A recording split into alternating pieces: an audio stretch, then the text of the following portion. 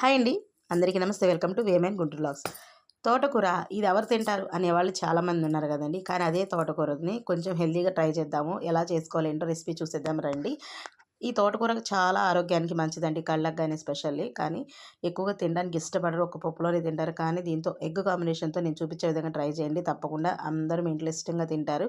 పిల్లలకి లంచ్ బాక్స్లకైనా కానీ చాలా సింపుల్గా త్వరగా అయిపోయిద్దండి. ఫస్ట్ అయితే పోపు పెట్టేసుకుని పెద్దఉల్లిపాయలు, పచ్చిమిర్చి ఫ్రై అయిన తర్వాత అల్లం వెల్లుల్లి పేస్ట్, పసుపు కూడా వేసి కొంచెం ఫ్రై అయిన తర్వాత కడిగి పెట్టుకున్న తోటకూర కూడా యాడ్ చేసి కొంచెం పైనుంచి ఉప్పు వేసి ఇలా మొత్తం చూపిస్తున్న విధంగా మిక్స్ చేసుకోండి. ఉప్పు యాడ్ చేసిన తర్వాత పైనుంచి మూత పెట్టండి. మొత్తం మిక్స్ చేసి దీనివల్ల ఏంటంటే ఆ వాటర్ అనేది బయటకు వచ్చి ఆకుకూరలో వాటర్ అంతా బయటకు వచ్చి చక్కగా మగ్గిపోయిద్ది. ఇలా మూత పెట్టి క్లోజ్ చేయడం వల్ల అది మెత్తగా మ్యాష్ అయ్యిద్ది. ఈ తోటకూర కాళ్ళు కానీ మొత్తం మెత్తగా ఉడికిపోయిన తర్వాతే మనం దీంట్లోంచి ఆయిల్ బయటకు రావాలి. అప్పుడు మాత్రం మీరు కోడిగుడ్డు అనేది యాడ్ చేయాలండి. వాటర్ అంతా తగ్గిపోయి వాటర్ అంతా పోవాలి. వాటర్ పోయిన తర్వాత మనకి లైట్గా ఆయిల్ అనేది బయటకు వదిలిద్ది. చూసారు, ఇప్పుడు ఆల్రెడీ ఆయిల్ లైట్గా వదులుతుంది. ఇలాంటప్పుడు ఏంటంటే కొంచెం కరివేపాకు యాడ్ చేసేసి ఇంకొకసారి మనం మొత్తం మిక్స్ చేసేసుకుంటే ఆ కరివేపాకు ఫ్లేవర్ అంతా కూడాను మనకి మనం వేసే ప్రతి ఒక్క ఐటెం కూడా ఏదైతే ఉందో తోటకూరకు కానీ కోడిగుడ్డుకు కానీ పట్టే విధంగా చక్కగా మిక్స్ చేసుకుని మూత పెట్టేసుకుంటూ ఉంటే కనుక అన్నీ కూడా ఆ ఫ్లేవర్స్ అన్నీ ఆకుకూర పట్టి మనకి ఎక్కడ కోడిగుడ్డు వాసన కానీ లేకపోతే ఆకు పసర వాసన కానీ రాకుండా ఉంటుంది కర్రీ అనేది. ఇప్పుడు నేను ఒక కట్ట తోటకూర తీసుకున్నాను. దీనికి కానీ నేను 4 కోడిగుడ్లు వేసాను. మీరు 5 కూడా వేసుకోవచ్చు, లేదా 6 కూడా వేసుకోవచ్చు. అరడజన్ దాకా యాడ్ చేసుకోవచ్చు అండి. చక్కగా గుడ్డు అనేది యాడ్ చేసేసి మరలా మొత్తం కూడా మిక్స్ చేయండి ఒకసారి. ఇలా నేను చూపించే విధంగా ఫ్లిప్ చేసుకోండి. ఎక్కువగా చిదపకుండా ఇలా మీరు తిప్పి ఫ్రై చేసుకోండి.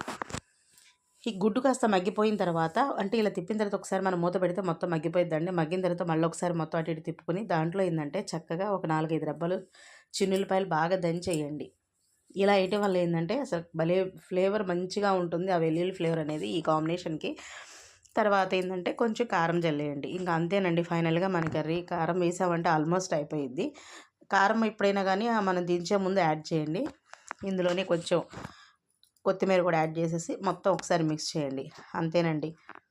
ఎంతో సింపుల్గా ఎంతో టేస్టీగా అప్పటికప్పుడు మనం చేసుకోగలిగే ఒక మంచి హెల్దీ రెసిపీ అండి ఇది. కర్రీ రెసిపీ పిల్లలకైనా పెద్దవాళ్ళకైనా మీరు చపాతీలోకైనా పుల్కాలోకైనా రైస్లోకైనా దేంట్లోకైనా కానీ తినొచ్చు.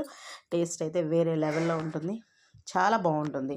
ఇంతవరకు ఎవరు కూడా ఈ కాంబినేషన్లో ట్రై చేయకపోతే తప్పకుండా ట్రై చేసి ఎలా ఉందో కూడా నాకు కామెంట్ చేయండి. ఇది గతంలో కూడా నేను పోస్ట్ చేశాను. కానీ ఇప్పుడు కొత్తగా వచ్చేవాళ్ళు చూస్తారు వాళ్ళ కోసం అని చెప్పి మళ్ళీ నేను పోస్ట్ చేయడం జరుగుతుంది.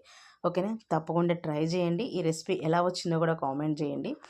మరొక మంచి వీడియోతో మీ ముందుకు వస్తాను. అప్పటిదాకా నా వీడియోస్ ఇలాగే చూస్తూ ఆదరిస్తారని కోరుకుంటున్నాను. Bye bye.